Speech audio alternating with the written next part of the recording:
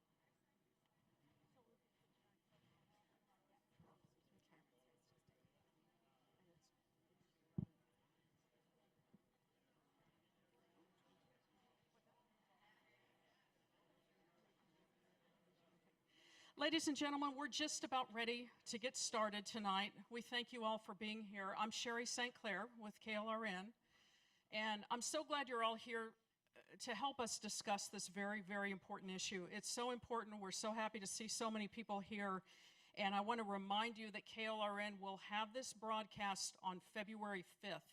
We're taping tonight, so all the cameras and everything. We'll be showing this February 5th at 2 o'clock on a Sunday afternoon, so you can tune in. Now, before we do the broadcast and as people come in, we need to get rolling, so we have a very special announcement here for a name you know in San Antonio news who is retiring, and I want to welcome up to the stage Susan Pape with the Express News. Susan? Thank you. Well, first I want to say thank you for coming out tonight. This is an important topic, and we want to be able to have a productive dialogue on that. But before we start, I would like to recognize Bruce Davidson. If you'll please stand up. I know he hates, but you know, Bruce is retiring after 30-something years at the Express News, and you know, his role in this and bringing these topics out to the public, putting things together so that we have the opportunity as a community to discuss them is really important. And I just wanted to have a special thank you that this will be Bruce's last town hall. He is the originator. We started these a year ago, and it was really his idea to have an opportunity to bring the community together, to have conversations that are important to all of us. And so, Bruce, we'd like to say thank you. We appreciate the contribution, and I hope that we're able to keep up the start of this really important project that you started a year ago. So thank you for everything you've done, and I just wanted to recognize you in front of the group tonight. Oh yeah, well, I'll take it over to him. Thank you. He didn't come up, so I'll go around.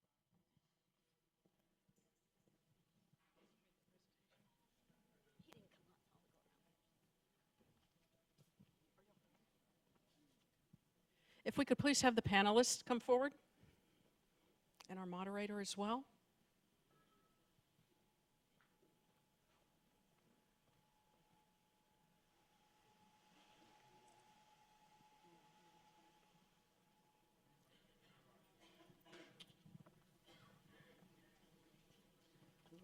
some announcements to start with. Okay.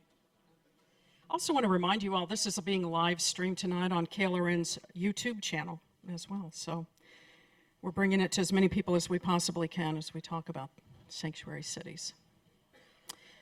Francine, you want to go ahead? Hello, everybody. Thank you for coming out tonight. Hello, everybody.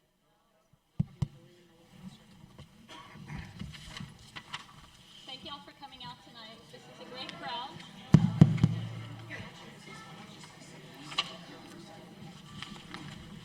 We'll make do with this for just a moment. How's this? Better? Okay. There you go. Thank you all for coming tonight. We'll be getting started in a minute. I have a lot of questions from you, so thank you for that. I will be getting to as many questions as I can, but you turned in a little bit later in the program. We are going to ask you to applaud at certain times.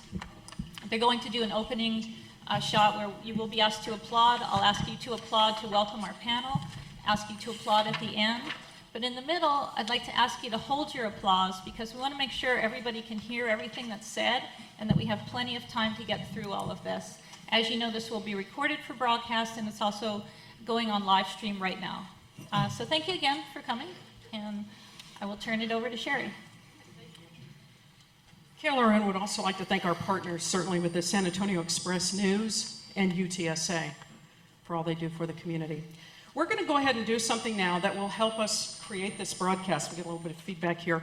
I'm going to ask you, on my cue, please, to start applauding as though the program had begun. I'm going to have you applaud for just a few seconds, not yet. And then when I do like this, please stop your applause, gradually stop the applause. If you would do that for me, I'd appreciate it, and then we'll get this underway. And so on the count of three, please, begin applauding. 1, 2, 3.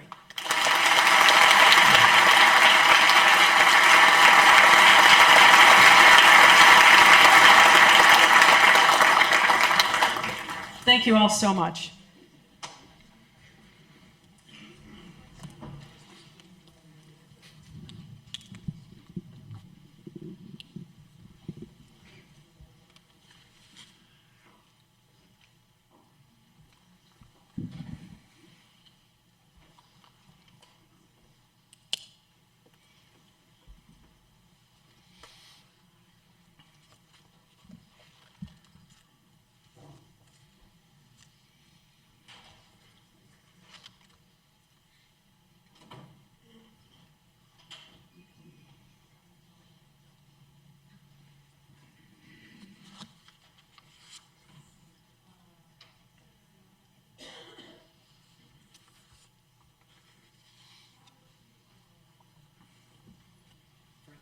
Scoot over.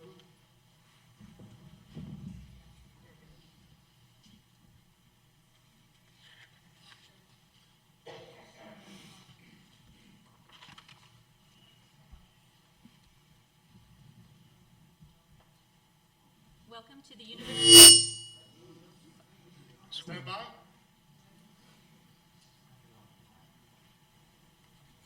Welcome to the University of Texas at San Antonio. The sponsors of this town hall meeting tonight. Stop.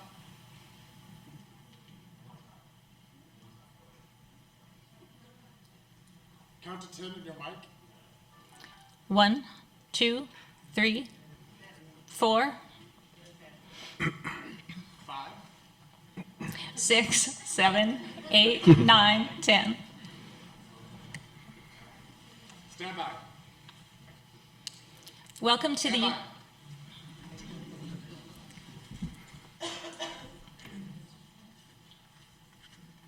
Welcome to the University of Texas at San Antonio. This town hall meeting is being sponsored by the San Antonio Express News, KLRN, and UTSA. I'm Francine Romero of the College of Public Policy here at UTSA. Our topic tonight is certainly most timely, and it would be an understatement to say it is sparking a lot of passion and interest. While the notion of sanctuary cities is not clearly defined, it allows us to get at the topic of how local jurisdictions generally interact with immigrants, with federal immigration policy, and federal immigration officers. No matter what your opinion on this topic is, It is both a legal and a human question. And tonight, I hope that we can educate more than we actually debate. But let's get on with our panel. We have a great panel to help us unpack this topic. Representative Diego Bernal is a social worker, attorney, musician, former District 1 councilman for San Antonio. He was elected to the Texas House of Representatives in 2015, where he continues to represent District 123, and we are sitting in that district right now. Chief William McManus of the San Antonio Police Department has over 30 years of law enforcement experience. He served as the assistant chief in Washington, D.C., and the chief in Minneapolis, as well as Dayton, Ohio. He was appointed our San Antonio police chief in 2006. Jeff Judson is a senior fellow with the Heartland Institute. He has worked in Washington, D.C. for several elected officials, including President George H.W. Bush, former president of the Texas Public Policy Foundation, and a recent candidate for the Texas legislature. And Robert Stovall has served as chairman of the Republican Party of Texas since 2013. He is the owner of Jamal Farms in Ecuador and Jamal Wholesale Floral Company of San Antonio. He was a recent candidate for Bexar County tax assessor. So please welcome our panel here tonight.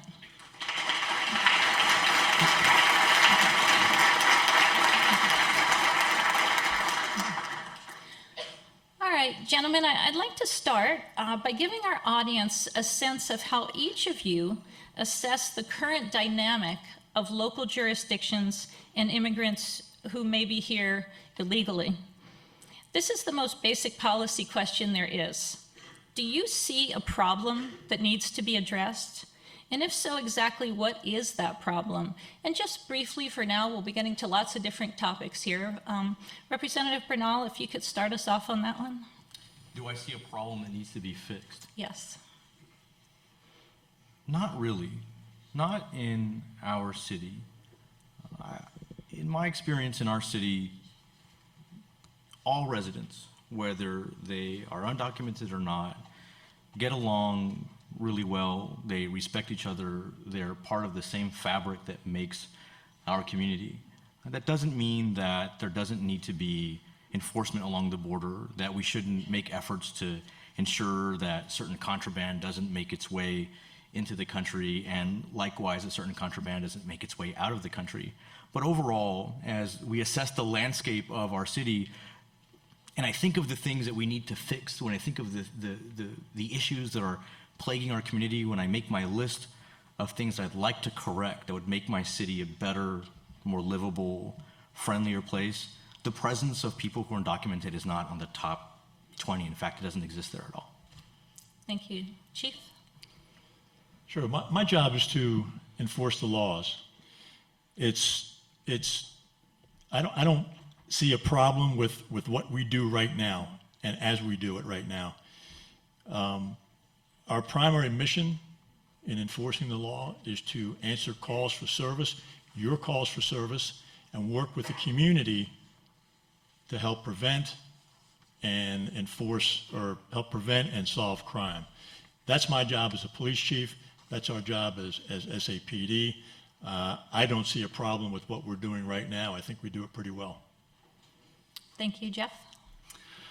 Well, the question will hopefully be answered tonight, and I guess it revolves around whether or not San Antonio is indeed a sanctuary city. There are people in Austin who think it is. There are people, public officials, who deny that it is in San Antonio, and if it is, then that is indeed a problem. But it's important to understand that the issues of sanctuary cities are not about apprehending people who are here illegally. That's the entire big immigration debate. What we're talking about here tonight is getting known criminals off of the street and keeping them off the street and cooperating with the immigration and customs enforcement to make sure that our streets and our neighborhoods stay safe, that preserves that fabric that Diego talked about. We need our safety, and the sanctuary city policy undermines our safety. Thank you. Robert? Do we have a problem? We don't need to. Let me just start off saying thank you to Express News and KLRN for having this. It's a very important topic that I think that has been we've been skirting for the last couple of years here in San Antonio and Bexar County. But do we have a problem? We don't need to have a problem, but the potential is there. I think that we've seen across the state of Texas with the Travis County Sheriff and the Dallas County Sheriff that they're looking at de facto sanctuary city type processes as far as not releasing the illegal aliens to ICE to be deported. And so what we want to find out tonight is the direction with the state of Texas, with San Antonio, with Bexar County, with our own police and our own police chief as far as which way he's going with this thing. Because if we don't act like a sanctuary city, or we don't say we're a sanctuary city, but we're acting like a sanctuary city, I think we have a problem. Okay, thank you. As a professor, I always like to go to the U.S. Constitution to start a conversation. I think it's a good place to start. So, Chief, I'd like to start with you on this one. In matters involving this kind of thing, about arguments about what level of government have what powers, of course, the Constitution sets the stage for all this. So in your view, how does the U.S. Constitution just give us the background to frame this debate, maybe for some people in our audience who need a little bit of a brush up on the Constitution? You know, I don't know that there's any clear authority that the Constitution or any laws in existence right now give local police authority to enforce federal regulations. I don't think we should be enforcing federal regulations. We've got enough to do as it is right now, and handling calls for service and the myriad of other things that we do in the community. So I don't think that local law enforcement should play any role in immigration enforcement. And I don't know if I answered your question or not, but. You did, thank you. Okay. Robert? Well, look, this is a federal issue. Once someone penetrates our borders, whether it's to the north or to the south or east or west, and we have someone coming here that was not invited here, then they become an illegal alien from another country. To Chief McManus's idea that obviously they don't have the authority to enforce federal, but there are systems in place that allow the police and local police departments and counties to, once a person is apprehended and stopped, that they do a background check, or there's a check if that person is not identified, and at that time they are detained, and their detention, they can be notify ICE. And I'm sure we're going to get into that a little bit later, but as far as a constitutional issue, it's black and white, folks. This is a legal issue. You break the law. We are a country of laws, as our president has stated, and he is reinforcing. And so, yes, if you come across without invitation or the paperwork, then you are coming in illegally, just like any other country that exists in the free world. All right, Jeff? Well, there's several constitutional issues. There's, of course, our right to protect our borders. There's the issue of federal supremacy of laws and our interaction with the federal government and enforcing laws. And there's a lot of confusion about whether we are acting as federal agents when we're simply cooperating with ICE to turn somebody over, and I would argue we're not. And the other issue is the issue of unlawful detention, which is a sacred right in the Constitution that the government is not allowed to detain somebody without due process. And so this is one of the issues that I think the ACLU has used to sue and threaten cities, that if you hold somebody waiting for ICE to come pick up somebody that's being released from jail that needs to be deported, that cities think, oh, well, we can't hold these people at all, we just have to put them back on the streets. And that's a constitutional issue. Okay, and Representative Bernal. The question is immigration the sole purview of the federal government, or is that a responsibility also shared by the state and cities and law enforcement? And the answer is immigration is the sole purview of the federal government, period. It is in black and white in the Constitution. Okay, thank you. All right, we're going to get to some specifics now and get into the details of this. There's obviously across the nation a lot of variation in regard to how cities and counties do interact with immigrants and federal immigration law. I wanted to focus this on our state now because this is the big dialogue we will be having in terms of what has been proposed in our state legislature. Senate Bill 4, I would like to, if you don't mind indulging me a little, I'd like to briefly summarize Senate Bill 4 so that we're all pretty clear on what the provisions are on this. This may not be the final version of the bill, but I think these are some of the big topics that people are talking about with sanctuary cities. So what Senate Bill 4 does, first of all, it says that local peace officers are prohibited from searching a vehicle, business, or residence to enforce immigration law unless they are working in partnership with federal officials. So that's one piece.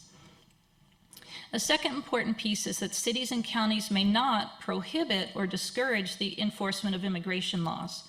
In particular, local officers cannot be barred from asking the immigration status of a person under lawful detention or arrest, but that excludes crime victims or witnesses. Third, if a person detained or arrested cannot provide proof of legal residency, local law enforcement must check on their information in the Federal Priority Enforcement Program database.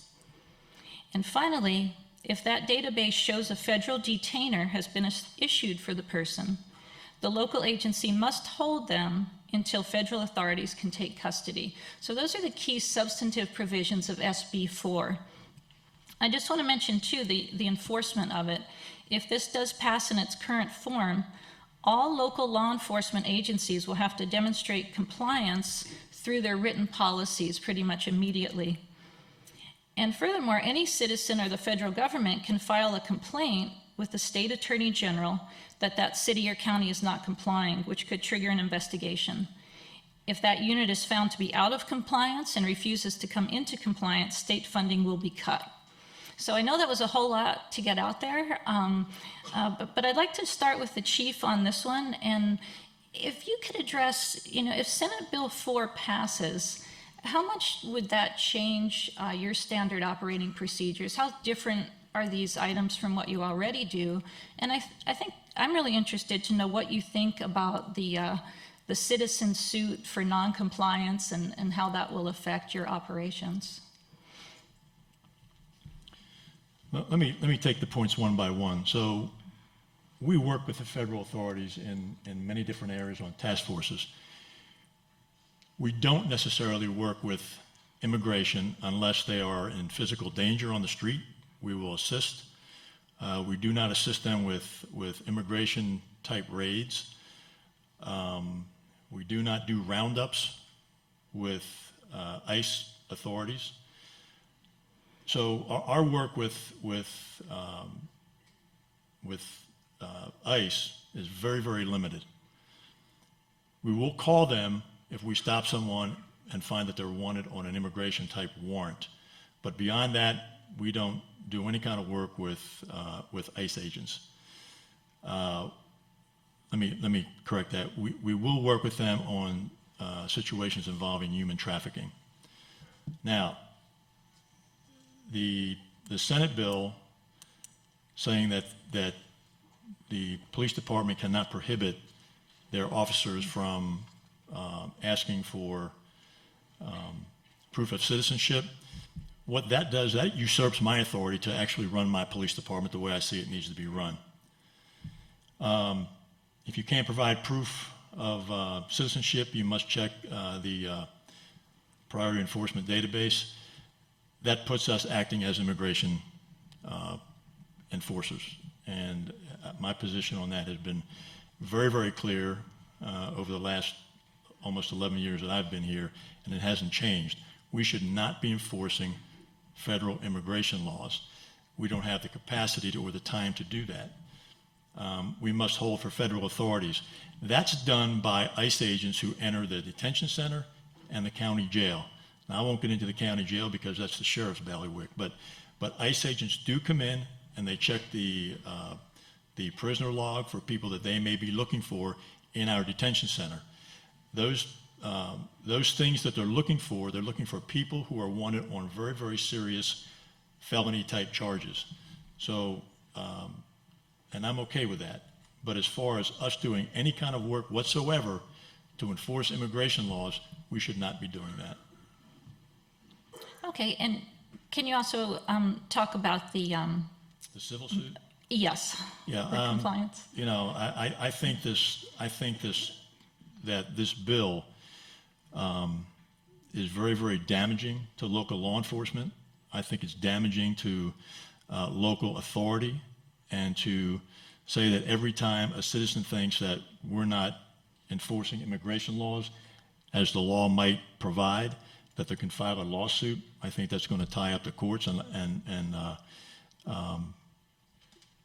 make a lot of frivolous lawsuits. Okay. Make for a lot of frivolous lawsuits. All right, we'll go to Jeff next on this one. Well, I think it's a very well-written law, as you might guess. It's interesting that the very first section of the bill, and I have it right here, talks about what an officer may not do, which reinforces the fact that they are not there to enforce immigration law in the place of a federal official. They are there to cooperate and to maintain the safety of our city. And I think much more dangerous than, as the chief said, would be damaging to local law enforcement. I think what's damaging to local law enforcement is when a known criminal is released from jail and put back on the streets, when the federal government wants to take that person and either deport them or do something else with them to keep our streets safe. And what's happening now is I think the chief was right. They really don't come into contact with ICE that much out on the street. This is not about going up to people and saying, show me your papers. This is about arresting people who are committing crimes, taking them back to the police station, processing them, and in the process of processing them, you enter their information into the FBI database, which automatically tells you if this person is wanted, if there's a detainer by ICE on this person. And it's just a matter of cooperating. It's not a matter of acting to enforce immigration law. So I think they make a much bigger deal about this, and the bottom line is, are we really safer when you are letting people out on the street because you refuse to, you're going to ignore the flashing thing on the screen of your computer that says there's an ICE detainer? Okay, and the chief has asked to respond, and I think for the sake of clarity, it's good to have him respond right now. So we do exactly what you just talked about. If we find, we run everyone's name that we arrest. If we find that they're wanted on any type of warrant, whether it's federal or whether it's local, that person will be detained for that warrant. If we find that they're wanted on a federal warrant, whether it's for some type of immigration violation or whatever it may be, we will turn them over to those appropriate authorities. So we don't turn a blind eye toward people that we find out have any kind of warrant on them. We're required by law to execute those warrants. So to say that, you know, someone's going to be turned loose if we see that there's a warrant outstanding for them is just simply not true. If I may, the key issue here is warrant. A warrant is a very high bar that is sometimes in place for criminals, but many times a detainer doesn't reach the level of a warrant. The federal government has good information that indicates that this person needs to be processed through their system and deported, and a detainer is not necessarily a warrant. And so it's my understanding that you have to cooperate beyond just warrants.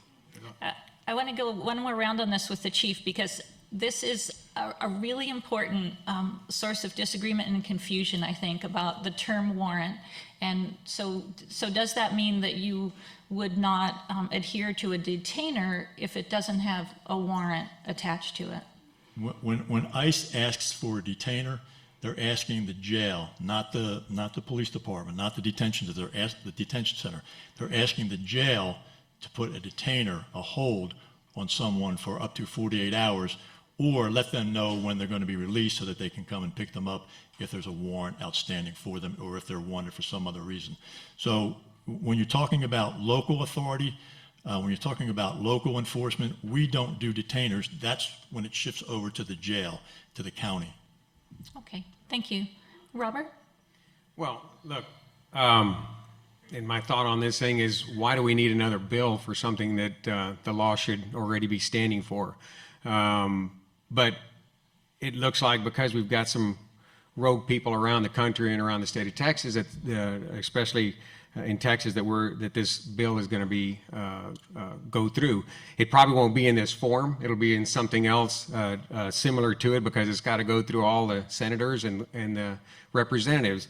However, that being said, most of these things are already in compliant. I mean, with what the police chief is doing. I mean, he admitted to that. The only thing that he is going to have a problem with is where the Senate bill asked for him to ask a question about legal status. And I have the San Antonio Police Department's immigration practice question and answer that I got off of their website, and it looks like from the Attorney General's office that number 3 is the one that S.A.P.D. is going to have a problem with, and that reads, is it the policy of the S.A.P.D. to ask all people they encounter for proof of legal and residence / status? Answer, no. S.A.P.D. officers do not and will not ask people they encounter for proof of citizenship or legal residency. And that will be in contradiction of SB 4. So that will have to be part of the compliance, and I think that's the problem that the police chief is going to have, and what he referred to earlier. I think those are important things. We're not asking for anything out of the ordinary. When you stop someone for a broken tail light, and then you find out that he's got maybe some marijuana or some cocaine in his vehicle, those are other questions that they've reached off into, and to ask them about citizenship or find out that they're not identifiable is just one of the questions. If anything, I think that binds the police officers that are out there working hard, that they can't even ask the question under S.A.P.D. standards. And I think it's unfortunate we're going to have a law that demands that. Okay, and we are on our way to Representative Bernal, but if the chief, I think again this is important to clarify, when an officer does pick somebody up, at what point would they be allowed to ask that question or to start looking for information? Well, the big problem that law enforcement in general has with asking people for their immigration status or for their papers is, what do you base that on? Do you base it on the color of their skin? Do you base it on the fact that they may have an accent? Why? Maybe they wouldn't.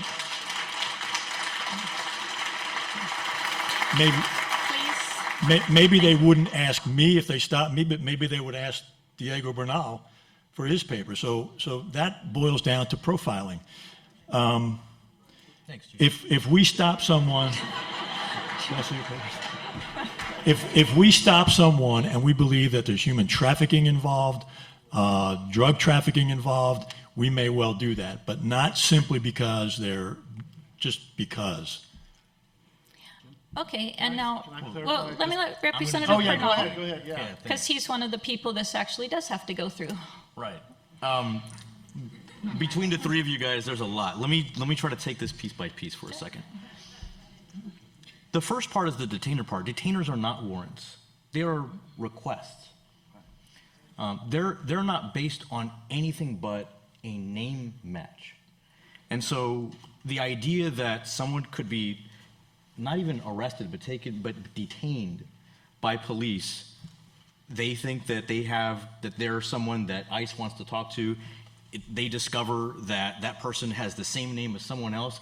The idea that the law would force them to hold on to that person for 48 more hours, that violates the Fourth Amendment. So the detainer issue is one half, but the other half, I think does get us closer to a show me your paper situation, because section 364.003, I did the reading, it says that a local entity shall not adopt, enforce, or endorse a policy, written, formal, or informal, under which the entity prohibits or discourages the enforcement of immigration laws. That is true for the entity, meaning the city or the department, and it is also a prohibition for individual officers. So in the midst of an investigation, if an officer wants to ask someone what their immigration status is, their superior officer can't say, don't do that right now, or that's not appropriate, or we're not here for that. This law requires that officer to be able to follow through with that request. So I would disagree that it's well written. I think it's inartfully drafted. I think it is dangerous. I think the one thing we're also not talking about is the chilling effect it would have on the community. If our community believes that officers are de facto immigration officers, they will stop calling. And when they stop calling, our community is a lot less safe. Public safety has to be paramount to whatever boogeyman we think or you think is out there. So I think it's important.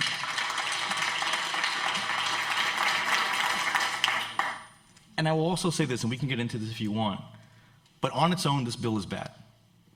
But after yesterday, there is a certain reading that if you take the language of the executive order and you couple it with the language of this bill, we are even closer to a show me your papers compulsory interaction between PD and immigration than we have ever been before. We look like Arizona of the past.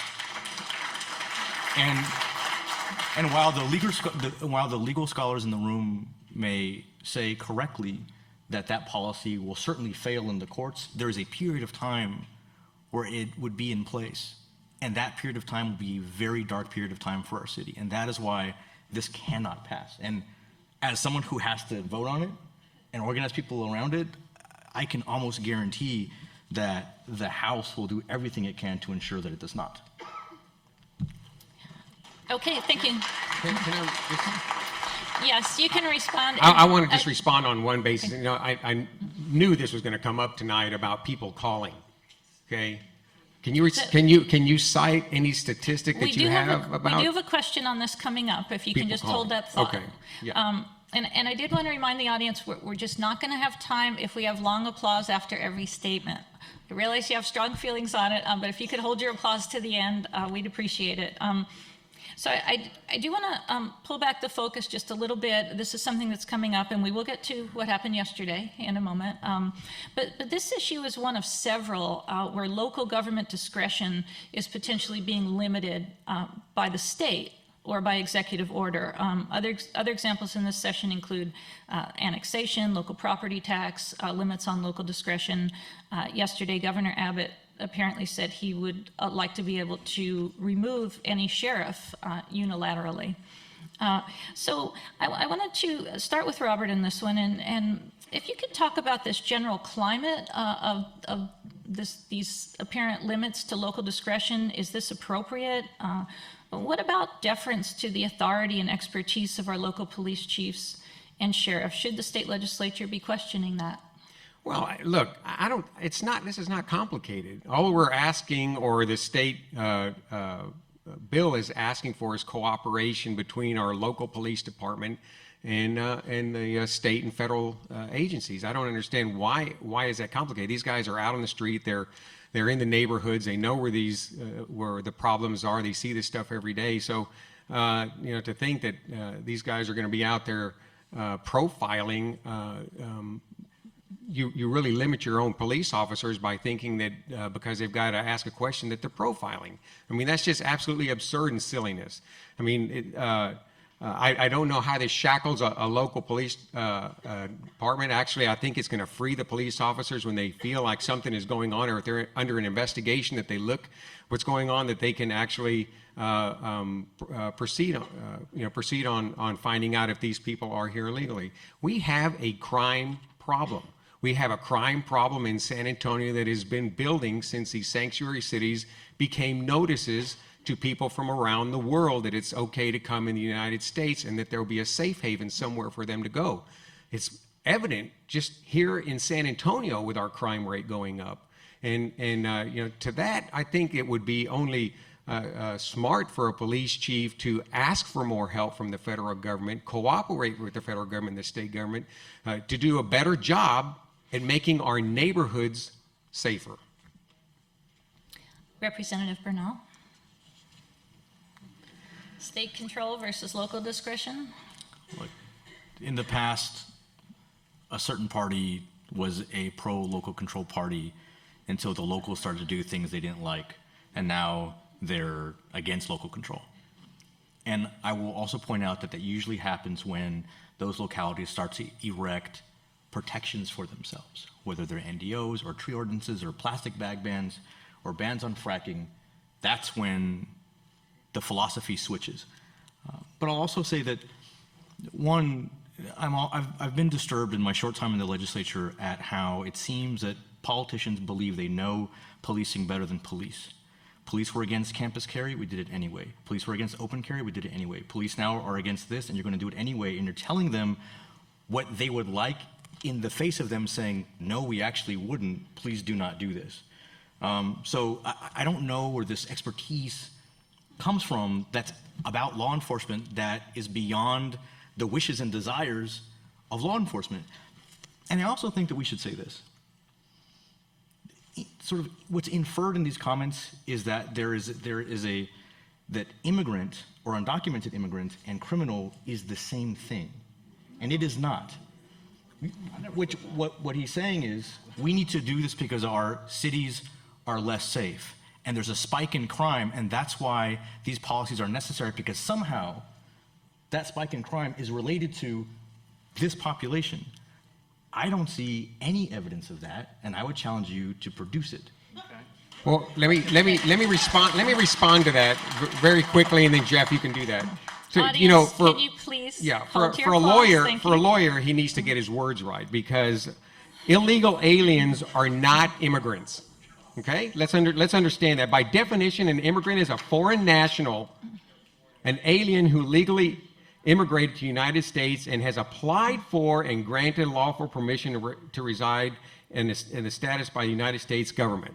Okay? Immigrant, not illegal alien. There is a difference. Okay? By law, when a foreign national illegally smuggles into the United States or violates visa restriction, he or she is an unauthorized illegal alien present in the United States, in violation of the U.S. law, subject to deportation under Title 8 of the U.S. Code 1227, deportation of aliens. All right, so let me respond to that.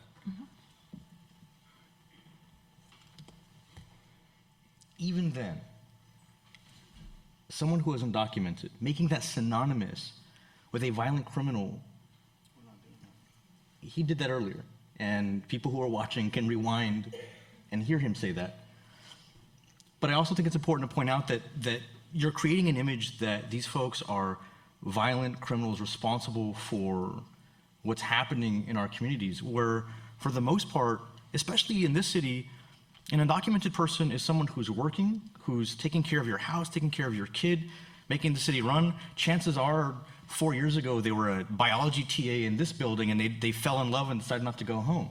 These are not the people who are causing problems in our city. Criminals, violent criminals are the issue, not these folks who have a certain legal status because they've overstayed their visa or they've come to make a better life for themselves. You cannot equate the two, and you should not.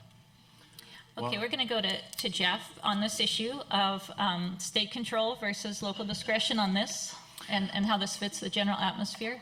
Well, in a broad sense, the U.S. Constitution grants all power to the states, except for certain enumerated powers that are given to the federal government. At the state level, all power is also kept at the state level, with certain powers that are delegated to the local communities. And this notion of local control is fine, but as Governor Abbott has said, it goes from federal to state control and then to individual liberty. And if a local community is violating our individual liberties and not keeping us safe, which is one of their most important functions, then we do rely on the state to step in and make sure that our liberties and our safety is ensured. This notion of that when we talk about sanctuary cities and these enforcement issues, that this is somehow code for our real racial profiling, and we really don't want these immigrants in the country. It's just, this is how the left keeps fanning the flames on this and prevents us from having rational dialogue. This is the governor's letter that he sent to the sheriff of Travis County yesterday or 2 days ago. And one of his paragraphs in here is that in the last 5 years, 200,000 undocumented aliens have been booked into Texas jails. They committed 559,000 criminal offenses, 1,100 homicides, 682 kidnappings, 5,900 sexual assaults. Okay, it is a fact that there are hundreds of thousands of undocumented aliens who are committing crimes. And it's not most migrants or immigrants, but it's a lot. The United States is the most generous country on earth when it comes to allowing legal immigration. We allow 1 million people a year to become U.S. citizens, and that doesn't count refugees and other classes on top of that. So that number is more than all other countries on earth combined. So there's no anti-immigrant anything going on in the United States. We allow a lot of them in. The rest, but we want them all to come in legally. We want to see who they are. We want to make sure they're safe and that they're going to assimilate into our society, hopefully, instead of come here and prey upon us. And all this is about, we keep focusing on this issue of racial profiling. I'll say this again. This is not about the interaction of our police with people on the street. That's a tiny, tiny sliver of what we're talking about. The vast majority of these interactions are when people are already in jail, they've already been arrested, they're already possibly serving a sentence, they're about to be released, and it's whether or not we're going to put them on the street or turn them back to ICE for ICE to deport and deal with because they're dangerous criminals. So, you know, and I'll give you one hypothetical example. It isn't pulling somebody over for speeding and they have dark skin and the policeman says, show me your proof of citizenship. More than likely, it's one of these 200,000 people that maybe is even deported once or twice before. A 7-Eleven was robbed down the street. They're in a gray Nissan, and it's suspected that this person might be one of these people that had already been deported. It's perfectly appropriate for a policeman to ask, can you prove your citizenship, to see if there's a match with who we suspect might have just robbed that bank. It has nothing to do with that happens to be that person's color of skin. But again, those instances are so rare, we're really talking about people who are already in jail. Okay, Chief, can you weigh in, please, on the state control, local discretion? Because you're right in the middle of this. I'm not sure what good it does asking a bank robber or a gas station robber what your immigration status is. We are going to arrest you no matter what. Whether you tell us, yes, I'm not here legally, or yes, I am here legally, we're going to arrest you. This issue where the state is meddling in the police department's affairs by dictating rules and regulations that police departments have to follow no matter what the chief thinks is absurd. The issue of learning whether someone is here legally or not happens on the very, very tail end of an arrest. And it doesn't have to be the police officer that's asking. It happens over in the county. So to say that nobody's checking and everybody's just letting illegal, undocumented immigrants back on the street without any kind of check whatsoever, that's simply not true. when ICE goes into either the detention center or the county jail, they have people that they're looking for, and they match them up against the people inside the jail. And if they find those people, then they do the whole detainer thing, and we talked about that up here. But we are not ignoring the fact that there are undocumented immigrants who are committing crime, but that is being checked once they're in jail. And it's not up to the police officers to deal with that. We have capacity issues if we start adding work onto what we already do. So again, just to close it out, local law enforcement officers should not be in any way enforcing federal immigration laws. Okay, thank you. Okay, I agree with the chief there. I mean, this is about criminals. I mean, this is what exactly, when the law is broken, this bill is not about stopping or walking down the street and seeing somebody that you're suspecting or something like that and asking them for identification. That's not anything what this has to do with. This has to do with, in the process of this and the cooperation with the local authorities to book them and hand them over to ICE and allow those 48 hours. And I agree, the police chief, because it is done at the Bexar County Jail. The magistrate is shared with the the city and the county, and pretty much it's turned over after that to them, and they have nothing to do with it. However, when that crime is committed, that background check is run, and that person is identified, and then the detainer goes on that suspected criminal. Okay, we're going to have two last comments down here. I just want to put this into context. From January 2014 to September 2015, do you know how many declined detainers there were in Bexar County? 11. That is the scope of the issue that this law purports to fix. 11. And of those 11, do we know how many of them had any sort of criminal background? Any sort, not violent, just any sort. 4. So the idea that this is about those 11 people and not creating an environment that is hostile to an entire community, I don't buy. Chief? This whole issue started with not because local law enforcement officers are not enforcing federal immigration laws. It started when the counties throughout the country, some counties, decided that they weren't going to work with ICE agents and hold people on detainers. That's where it started. And somehow or another, local law enforcement is getting sucked into this with this bill up in Austin.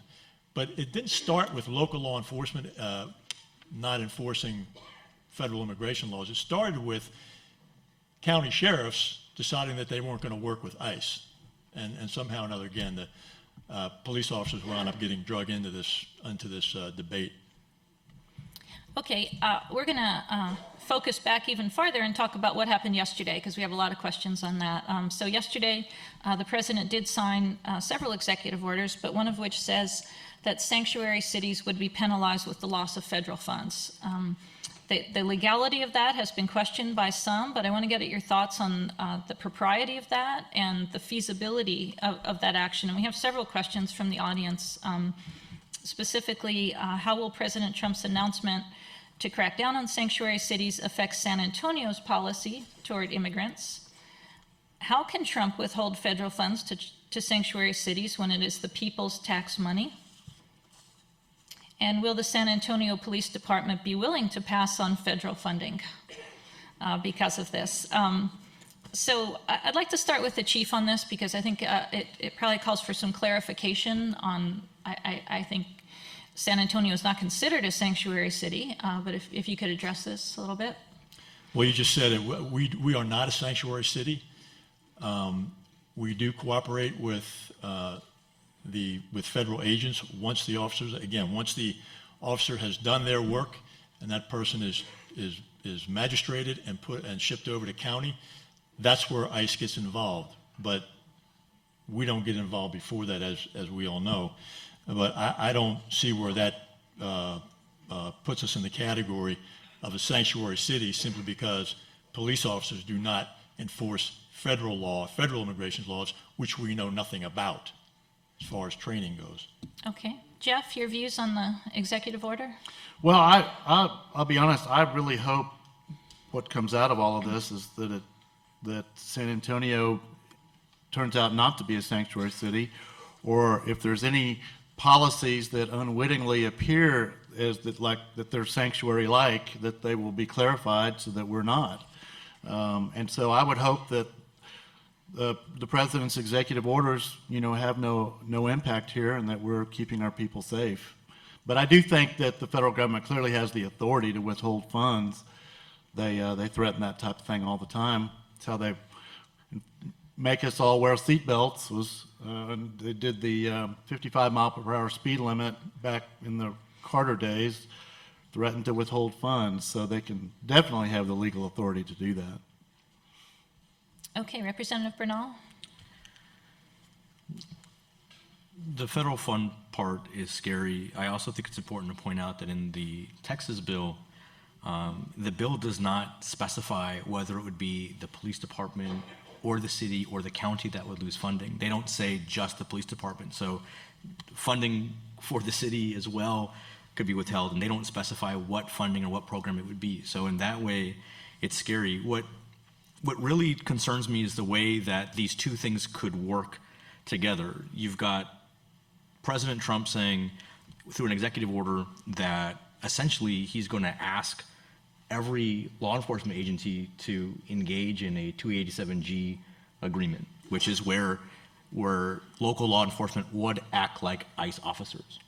Then, so that's on one side. Then you've got the policy here, which says that no department or entity will adopt, enforce, or endorse a policy under which the entity prohibits or discourages the enforcement of immigration laws. If Trump asks S.A.P.D. to participate in that program, and S.A.P.D. says no, and this law is in effect, theoretically, one of two things happens.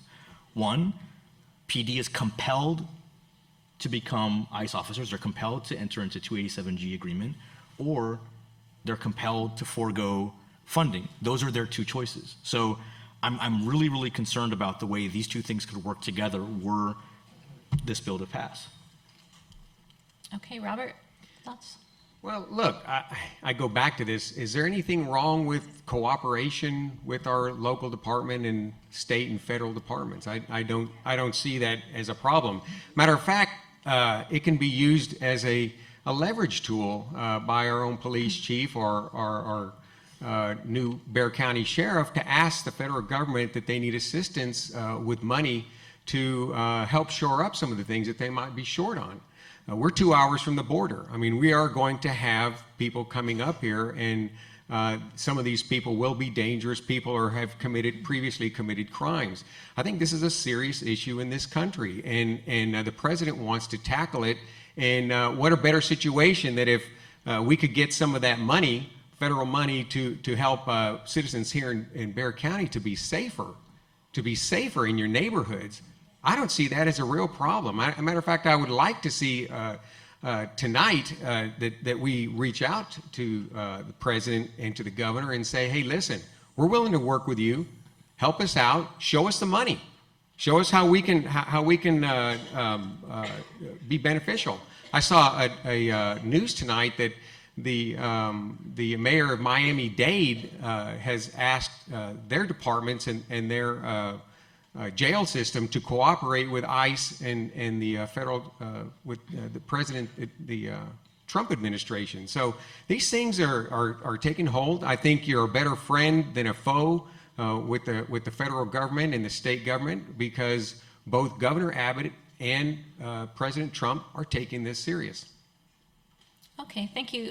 And Chief, I'd like you to just elaborate on that a little bit, because we hear that argument a lot. You know, what's wrong with cooperation? Why would you not cooperate with federal authorities? And I think that what you've been saying is that it's a fine line, and cooperation quickly becomes something else, something that might undermine your actual mission.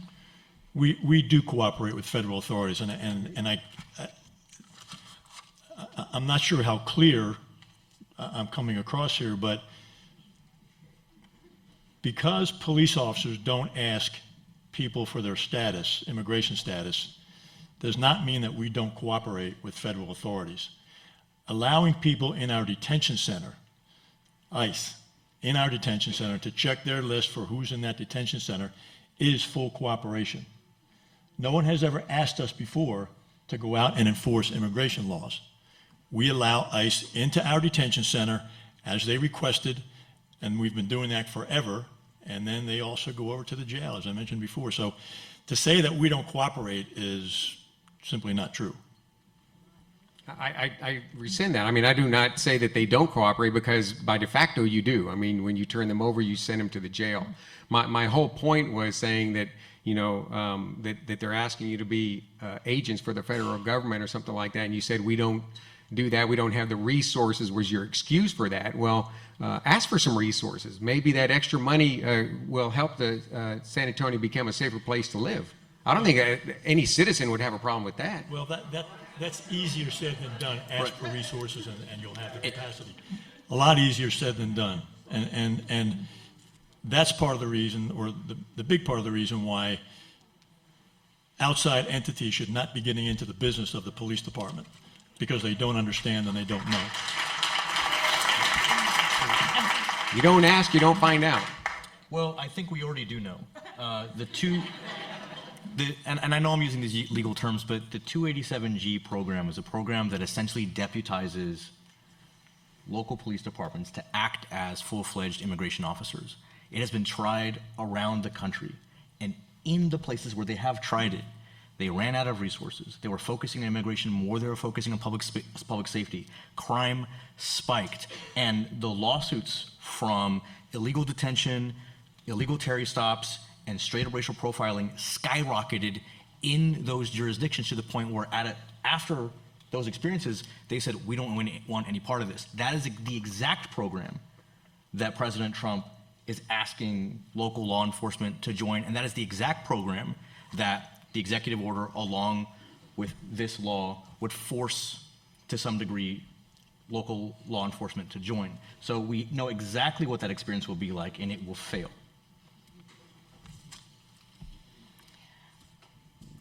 I want to get away from policy specifics just a little bit and talk about the social climate around this issue. And is this simply a policy disagreement coming to the fore, or is it more of a reflection of a deeper rift based on social and ethnic differences?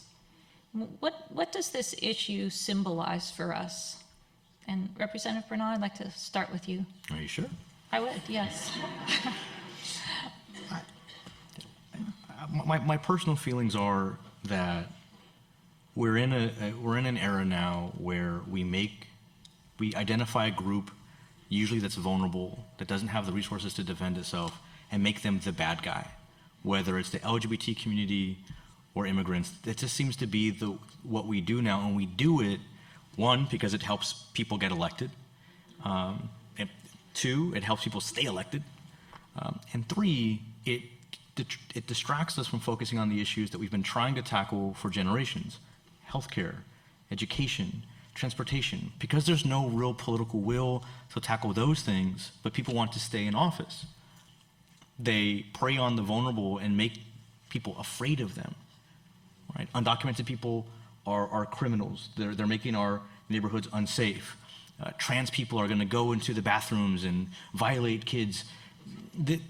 This is the narrative, and we spend so much time on those things and not focusing on the things that really make society better, that it's really unfortunate. So I feel like there are lots of folks who feel like they're being attacked, like they don't have the same level of advocacy, and it casts aspersions on not only a very large segment of our population, but people who are in our families, who are our neighbors, and who we interact with every day. And not only is it unfortunate, but it really saddens me. Jeff, what do you think about this political atmosphere? Well, I think it does to people on the left again. They see this as a means of oppression, because they see a lot of things as a means of oppression, and that it's just simply a way to get elected for us to kind of satisfy our base. You hear that a lot. That is so far from the truth. It is preposterous. We are a rule of law country, and that's why everybody around the world wants to come to the United States. You don't see people flooding into Mexico or a lot of other countries around the world because in the United States, no man is above the law. The law protects the little guy. It doesn't oppress little people. It protects them. It allows them to climb the ladder. It prevents the powerful from abusing people who are trying to climb the ladder. I know that y'all may laugh, but that is a fact. That's why Please, there's let him a million people a year that we allow to come here legally. And all we want is to continue a rule of law country where we have rational laws. Maybe a million people a year that we allow to become citizens isn't enough. So let's debate 2 million or 3 million. We should discuss how many people can assimilate into our country and become part of the fabric of our society. But just pretending we have immigration laws and having millions of additional people beyond what we've said that we legally want to allow come in, then we're just becoming like all the other countries around the world that have laws, but they're really not laws. They're kind of guidelines. They apply to some people, but not others. And people feel in our country, and I'll tell you, I walked to over 7,000 doors when I ran for the legislature, and I talked to many first, second, and third generation immigrants, and they felt exactly the same way. They love America, they are hardworking, and they feel like this is dismantling our country when we have laws that are just ignored and millions of people are coming in that are undocumented. All right. Chief, would you like to weigh in on this atmosphere? Sure. We spent decades, we the police departments across the country have spent decades building our relationships with the community, and that relationship is very, very fragile. It's fragile from day to day. This kind of policy will drive a wedge between the community and the police department. And because the federal government has neglected immigration enforcement over the years, and they want to dump it on local law enforcement officers now to fix, it's just simply, it just destroys that relationship with the community and the police department, because once that happens, once those policies are enforced or are enacted, then who's going to want to talk to the police department? Who's going to want to be afraid because they're either they or someone they know, they're afraid that they'll be deported. So that is what will make crime go up when people stop calling the police to report it and people stop giving information to the police to help us solve crimes.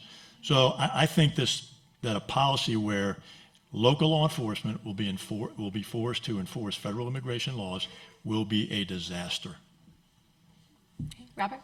Well, I want to go back and ask our representative, lawyer / social worker, to quit using the word immigrants, because as I referred to before, people that have come uninvited or crossed our borders illegally are not immigrants to begin with. But on the social aspect of it, being born in Mexico and raised here in San Antonio all my life, this city is very important to me.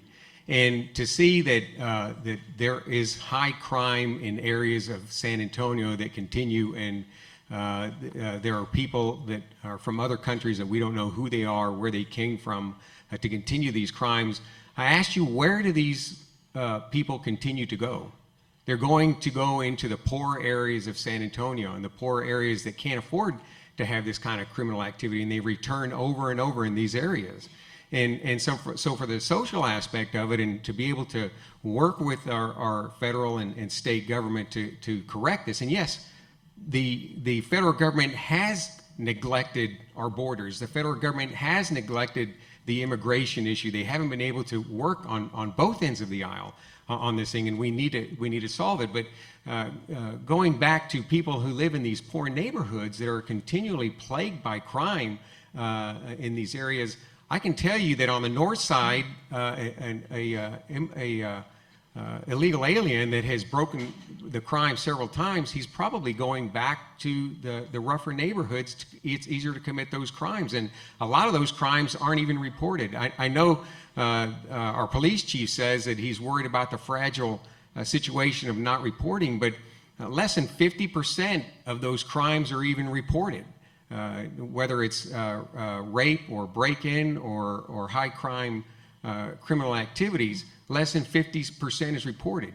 And guess what? If those people that have broken the law are not here anymore, we wouldn't have that problem to begin with. So I think that's a social aspect of it from the side of San Antonio, that the crime keeps mounting itself if we don't fix this problem.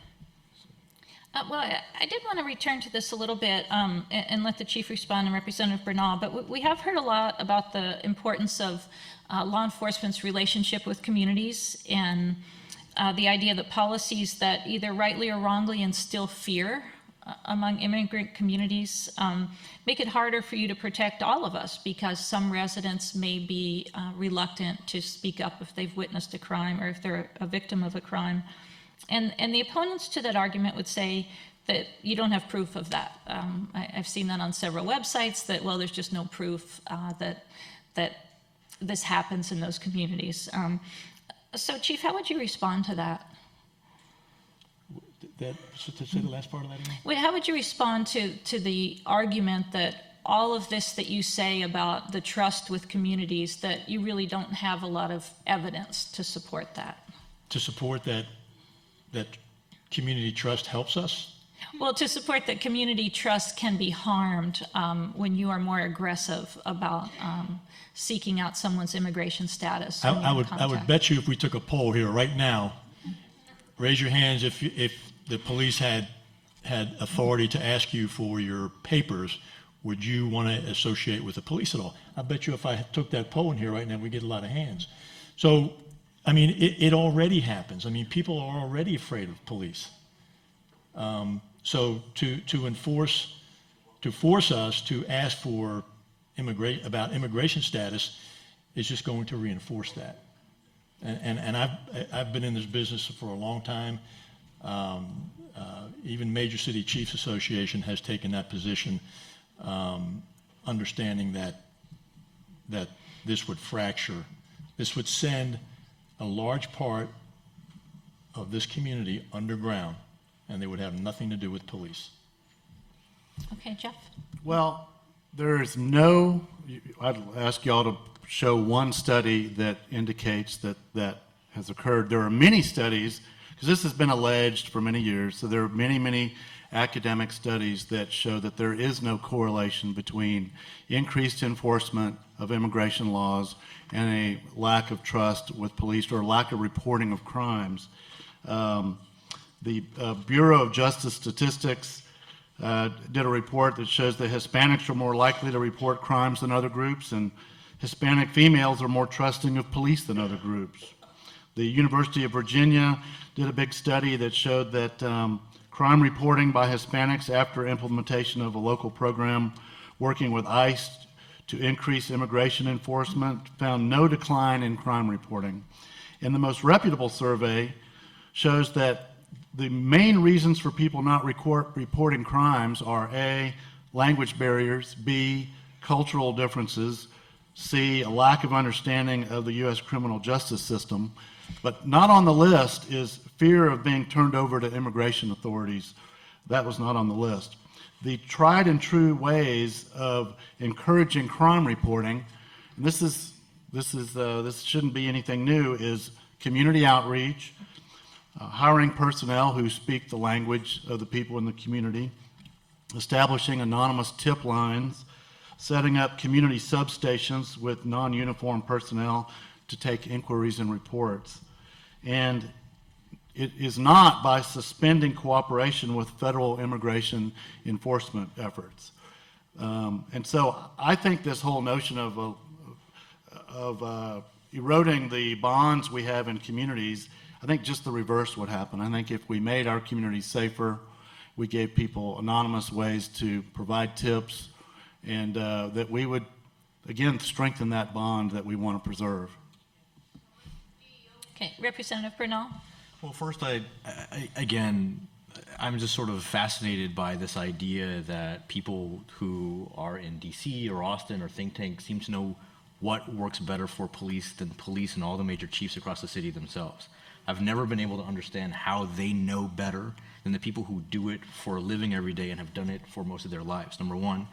Number two, and I don't want to get into a battle of data, but I find that the lawsuits where in cities where they've had 287G agreements, where local law enforcement acted as immigration officers, that everything that you just read, they found the exact opposite. They found that people were afraid. They found that calls did go down. They found that the relationship between local law enforcement and the community was fractured. And those are public records, those are court records. And so again, you know, if I have to, it's a court record. They hired experts. There are several dozen, if not hundreds of studies. So the answer to your question is yes.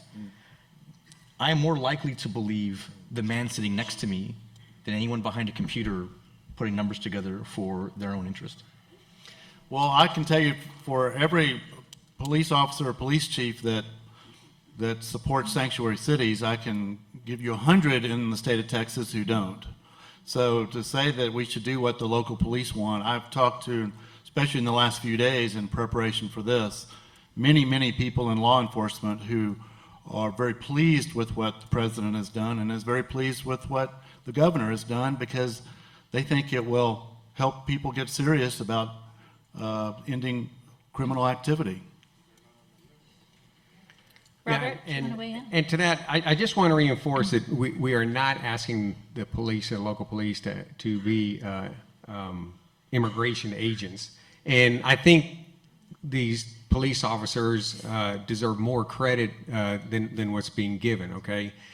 This stuff can be done on a case-by-case basis. Just because someone reports a crime doesn't mean they have to be taken in, okay? These are people that they'll know in the neighborhoods. They reported a crime. They told where this crime was took place, and that person is apprehended and arrested and taken in. And if they are of illegal status, then they will be held for ICE. And that's about as simple as it is. I mean, I don't see again the complication, the cooperation with that.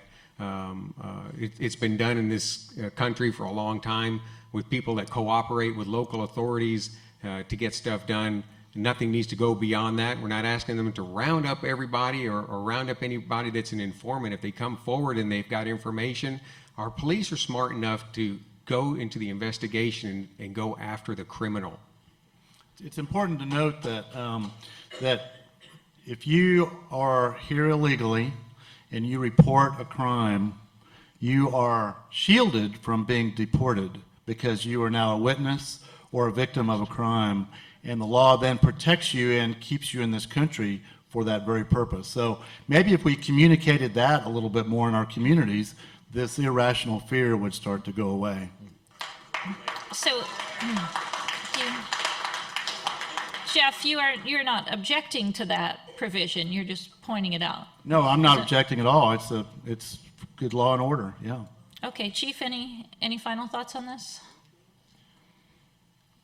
I don't disagree. I don't agree with the fact that people won't go underground if police officers start enforcing federal immigration laws. There's another city, I won't say what it is, and it has a fairly large Hispanic population, and the city didn't treat them too kindly, and you didn't see them. You saw them at church on Sundays, and that was it. But they stayed underground for the most part. So I don't agree that explaining it or telling people, hey, if you report crime, you get a U visa, and you won't get deported. I don't think people care. People are afraid. Okay, we have a question I want to make sure we get to, and I hope you all take some time to think about this one. I just want to point out that while we certainly have differing opinions at this table, we don't have anybody here who is arguing in favor of the sanctuary city side, somebody who is, say, on the very far left of that spectrum. And I want to make sure that viewpoint does get represented here, even though we don't have anybody here. So even though this might not be all of your first inclination, especially Jeff and Robert, I think, but the question is, how as San Antonians can you not fight for us to be a sanctuary city? Our roots and compassion is what makes us this beautiful and one-of-a-kind city. So yeah, I think that is important to think, San Antonio is different in so many ways, and especially because of our diversity and our ability to get along with each other. Have you all spent any time thinking about this? And, maybe we should be even more, or more, not even more, but more in that direction. Representative Bernal? Yeah, I mean, I've always felt like, especially when I was on city council and I learned about the policies that the PD has and the chief has, that I didn't care at the time what we called ourselves. I worried about the way people were treated. And as long as they were treated fairly and equally, and they had a good relationship with the police, and the police were not seen in any way as immigration officers, that's what mattered to me. I didn't care so much about the title. That was theater to me. The world has sort of changed since then. And I do think that there are moments in time where you have to put your foot down and articulate and radiate to the community that you're not going to participate in programs or efforts that make them feel afraid, unwelcome, or unsafe. And so whether or not we call ourselves a sanctuary city is less important to me than the policies that we have. But certainly, if we decided to do that, I would welcome it. Okay, thank you. Jeff, I'm going to throw this to you.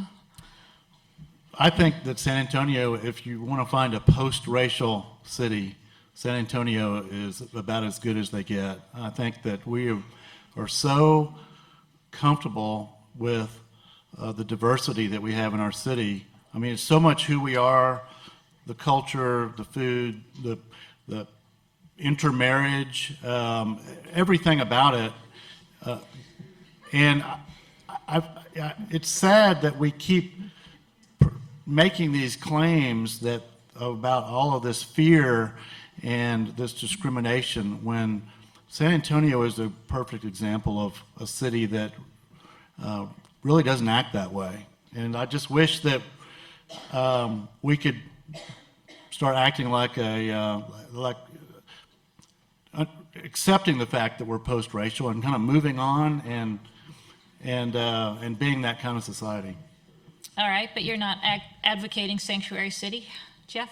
Not advocating sanctuary city, because it goes beyond what the law would allow with regard to immigration, and it's about cooperation among law enforcement, not about whether or not we love people.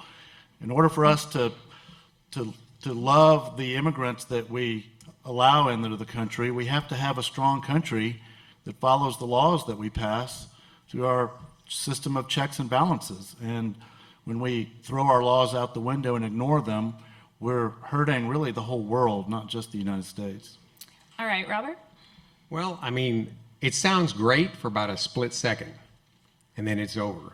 I mean, why would we want to think of San Antonio as a sanctuary city that would invite crime? I mean, it doesn't go beyond anything more than that. Okay. So,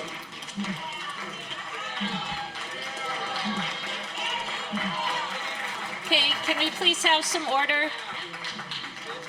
Thank you.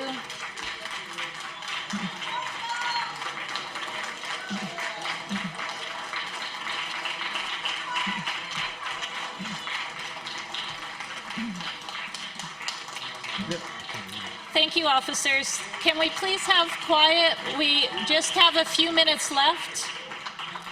And Mr. Stovall is still speaking. To that point, the whole idea of the word sanctuary city invites that. I mean, if you were a criminal and you knew that there was base, and we all played that game when we were kids, where we touched the pole and we were safe, that's what a sanctuary city is.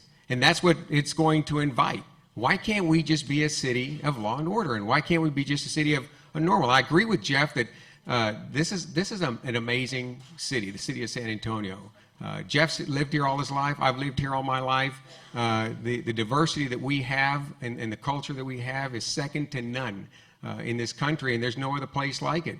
So the idea of just calling San Antonio a sanctuary city because we're thinking, well, that's a cute thing to do. We can invite people that want to be here safe in case they are in criminal status is just absurd. I just think, and I had this debate a year or so ago with my counterpart who's now running for mayor, who's for sanctuary cities, and I just think that would be a total disaster if San Antonio became a sanctuary city. Not only from the fact that Donald Trump, our new administration, is against it, but the governor that's going to come pretty hard on any sanctuary cities that are going to populate or come up in the future.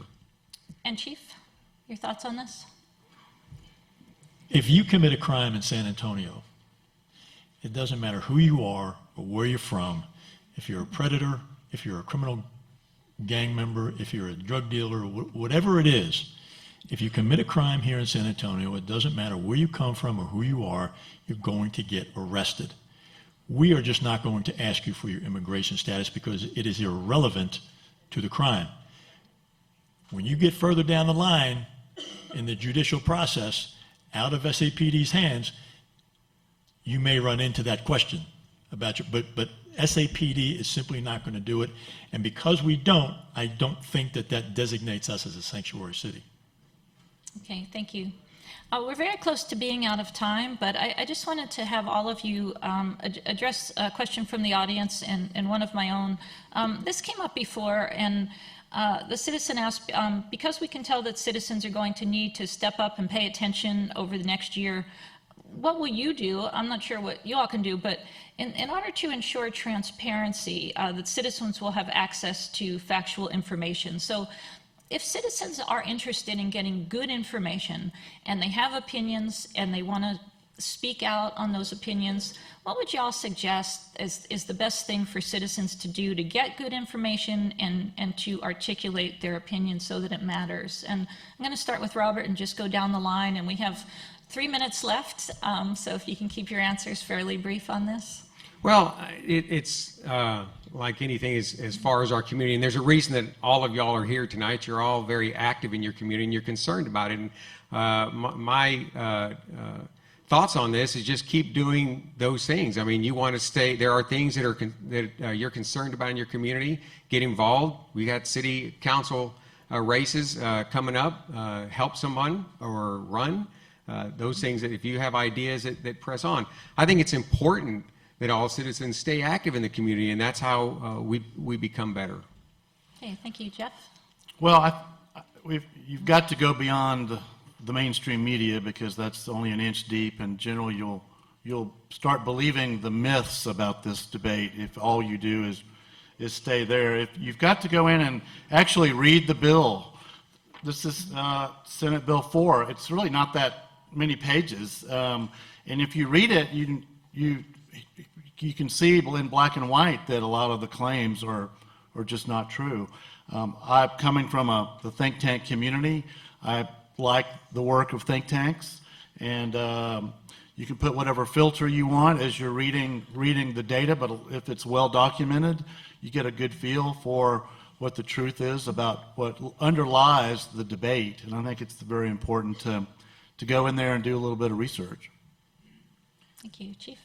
The police department has never had any problems with receiving information from the public.